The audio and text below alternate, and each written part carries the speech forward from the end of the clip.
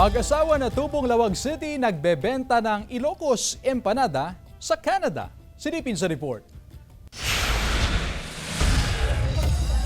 Halos dekada nang naninirahan sa Canada ang mag-asawang Mike at Kathy kasama ang 4 na anak. Tubong Lawag City ang mag-anak at ang pagiging Ilocano dala-dala hanggang sa Canada. Paborito ng mag-asawa ang Ilocos Empanada at dahil sabik kumain ng empanada, natutong gumawa si Kathy sa tulong ng isang kaibigan. Namimiss ng mga anak ko ang empanada, so gumawa ako para sa amin. Ang ginawa namin, pinost namin sa social media. Marami rin mga Ilocano doon sa Canada, kaya yung pagtanggap nila ay sobrang init.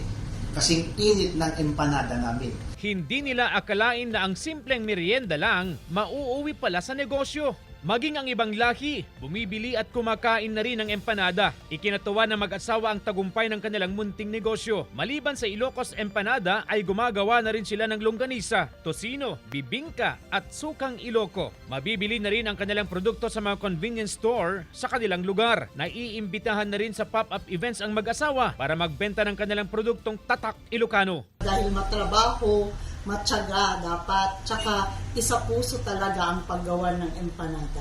Paya ko lang sa mga kapwa Pilipino na gustong magnegosyo sa ibang bansa, ipagpatuloy nyo lang tulad sa amin. Nagsimula kami lang sa online selling hanggang sa lumaki ng lumaki. Sa kasalukuyan, nagbabakasyon sina Mike at Kathy sa Ilocos. Kailanman daw ay hindi nila makakalimutan ang kanilang pinanggalingan na nagbigay sa kanila ng oportunidad na makapaghanap buhay kahit nakatira na sa ibang bansa. CJ Torida, One North Central Luzon.